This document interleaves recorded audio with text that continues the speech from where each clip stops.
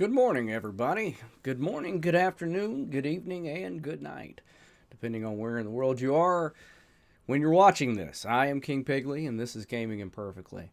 Thank you so much for being here today. I really appreciate that. But today, on this Monday, we're going to talk about grief. Grief. Like I said, we had just lost a family friend, one of my wife's coworkers. And he was just a really, really great guy. And we all process grief differently. And I've really got to see that from John's passing. I was sad to hear John had passed. And of course, my wife worked with him on a very regular basis. And she's really felt this loss. But other people surrounding my wife and I, who were even closer to John than my wife and I were, are of course just as impacted and are grieving in their own way. And it's odd, grief, death is such a strange thing, isn't it? It really is. And I was saying this the other day to one of my friends. Death is such a taboo topic. Nobody really wants to talk about it. It's not something that's usually discussed, and when it is, it's discussed in vagaries, in very vague ways. But it's the most natural part of life at times. Certainly we can all understand that when you're born, you're going to die. It is a certainty, and you don't get very many certainties in life. And that is a truth. Most things are subject to change and happenstance and random events. Your life doesn't always just go the way we want it to. And so there's so many variables in life, but death is a constant. There really is. There's only, two variables that come along with death, and that is how and when. The why kind of fits into the how, doesn't it? So, considering that those are the only two, life throws a lot of variables at you, and the fact that death only throws two at you really is, in a way, strangely comforting. But with the stigma that death has, and I guess with, like I said, the uncertainty of death, it's not necessarily that death is the scary part. It's what's going to happen after death that generally, I think, is what people who are afraid of death are afraid of, and it does raise interesting questions. When we start talking about death, is there an afterlife? What goes on? And these things all become, you have these introspective thoughts. Everybody does. When somebody close to you passes, I think that everybody processes differently, but inherently there are a few similar facets that come along in the grieving process. And that's why there are steps to grieving. And those most certainly I've seen played out, with John passing. There's been denial. When we first learned that John had passed, there was that moment of no way, it's not true. It's no, and so there was denial. And then anger did come. Then there was anger about, who's to blame. People start looking for people to blame because, you are angry that you're not going to see your friend anymore, your family member. And so you have a tendency to want to place blame. Whose fault is this that they're gone?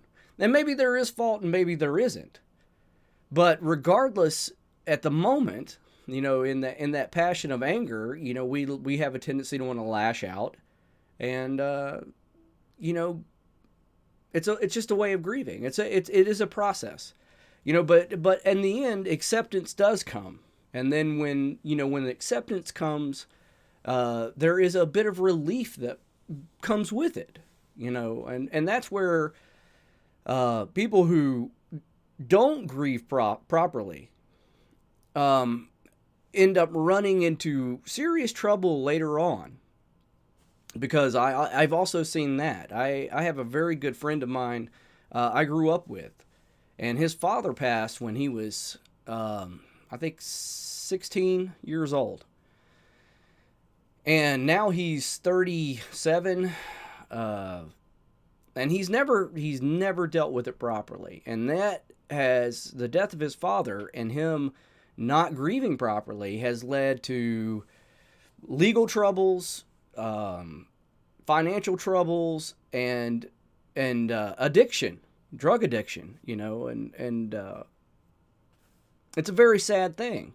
So, grief is not something somebody can tell you how to do it. Or, yeah, I mean, yes, there are steps to grief, but those steps are going to present themselves very differently with individuals.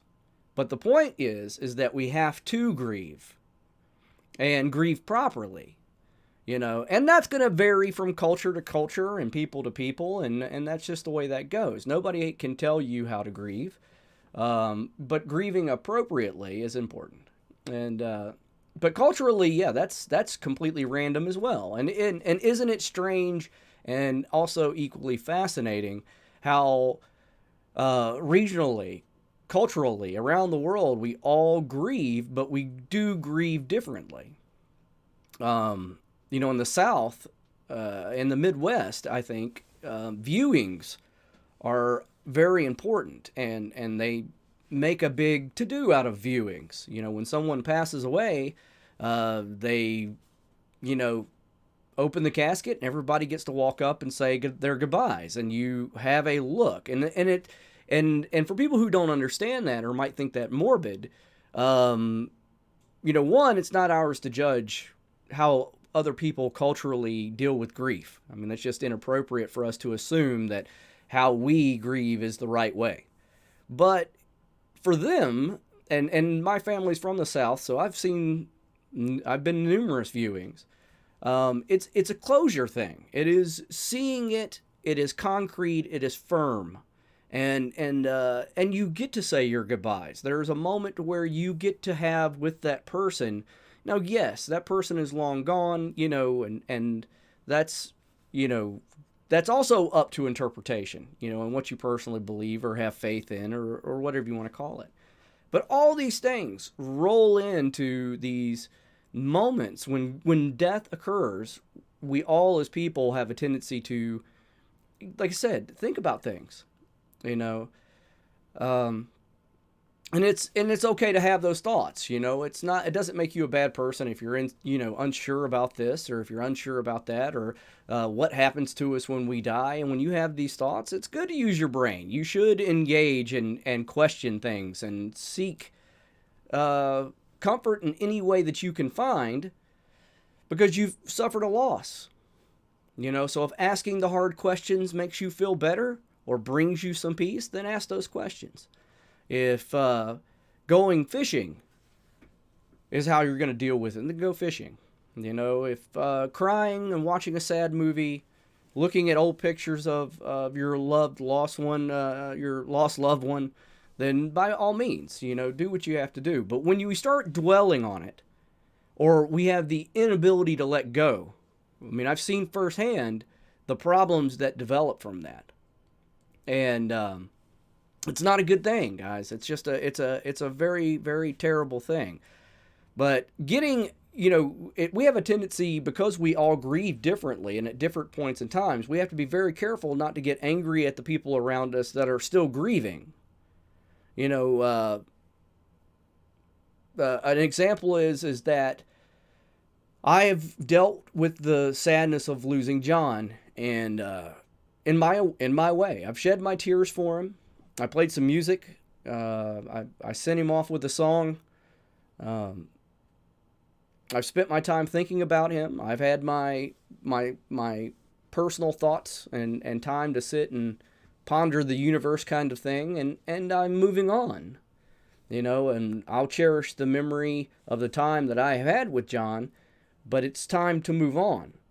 But other people around here that have not reached that point yet, I will not get, you can't get angry with those people. You can't be like, oh God, it's been 2 months, it's been 3 months, it's been a year. When will they finally get over John, John dying? And you start getting angry. Well, that happens. I've seen that happen as well, where people are like, why can't they just let it go? Well, they are experiencing a loss that is different than the loss that you experienced. And that's a part of being an individual. I mean, that's what we all are. I mean, we're not cookie cuttered drones here. We're unique individuals who are very complex thinking creatures that and the complexity that comes along with our emotional range might not coincide with our understanding of those emotions. And putting those emotions together in a line so they can make sense, putting all your ducks in a row emotionally, might be very difficult for some and easier for others. And that's where we have to learn patience and kindness and understanding of our fellow man, so we don't look like assholes. It's time for, let life experiences, which include dealing with grief and dealing with loss, be growing moments for us. Because along with grief and losing people, there's always a statement that generally follows when someone passes. And I've heard it too many times. I've heard it. But you're at funerals or you're at get-togethers and they say, I wish I could see him one more time, or I wish I could hang out with him one more time, or her one more time. I just wish I had more time. More time. And everybody says these things. But it's equally important, guys, and this is what I've gotten from John passing, is for us to make the most of the time that we do have, so there's no need for that statement in the future. Because, the great shame is that, this particular, I'll share a story with you. So my wife does graphic design, and John was a sign installer. So she would design these signs and he would go out and install them and this kind of thing. And on a Friday night, one night, my wife sent me a message on through our email and said, "Hey, I'm still at work, but John needs help at the airport. They were installing a sign at the airport, and I'm going to be a while. I'm going to be a few minutes." And I was like, "Okay, whatever. It's Friday, and I kind of took it in stride." But 2 hours later, she texted me again, or sent me a message again, and said, "I'm still here, not quite done, this, that, and the other." And by this time, it was like 7 o'clock at night on a Friday. Now, I was angry. I was very upset by this. And I let her have it. I was like, this is ridiculous. You're not even on the clock. She wasn't getting paid, and here she is going the extra mile and helping this guy out, installing a sign at the airport on a Friday night when she could be sitting at home with her family. I was angry. And now John's dead. Oh man, the guilt that I feel over being angry over something so stupid that was stupid. See, what my wife was doing is an extension of her kindness and how wonderful of a human being she is. See, she was helping her fellow man and helping a good guy that needed help. But I was selfish and I wanted her here and I lashed out and I was angry. But then John died. And I'm left thinking about that. Man, I felt bad. And I've apologized. I've had to apologize, man. I've had to go back to my wife and say, "Hey, you remember that time I was a dickhead? I'm really sorry about that." But it's good. That's a good thing. Because through John's passing, I had a introspective moment of a time period where I put my own selfish needs over the fact that we should be kind to our fellow man. That we should take the time to help out those that need help, especially when we can. And I'm very grateful for John giving me that type of insight. I'm very sorry that John is gone, but through John's passing, I feel like I've grown and that I will grow more through through these type of thoughts and these type of moments where I have time to consider being a better human being, which we should all strive to do, guys. We should all always strive to be better and to do better by our fellow man, you know.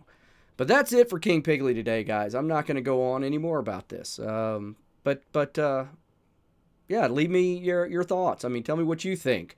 Tell me culturally how, you know, I know I've got viewers from New Zealand and Finland and Germany and England, Canada. You know, what do you guys do? You know, I mean, India. Holy smokes! I'd love to hear about how you guys process your grief and some of the rites and passages that that you guys have for when your loved ones pass. I mean, it's something that we all share in common, guys. You know, it is no doubt about that. Now, regardless of how you process your grief, you can guarantee that we all will pass this life at some point in time. And I don't think it's anything to be afraid of. I think we should take great comfort in the fact that we are guaranteed certain things in this life because everything else is generally chaos. But again, that's it for me. If you like this video, guys, give it a thumbs up.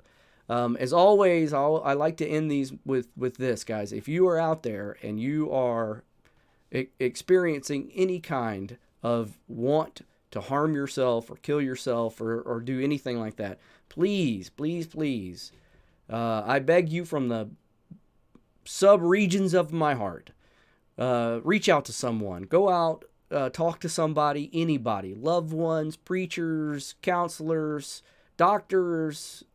You can reach out to me.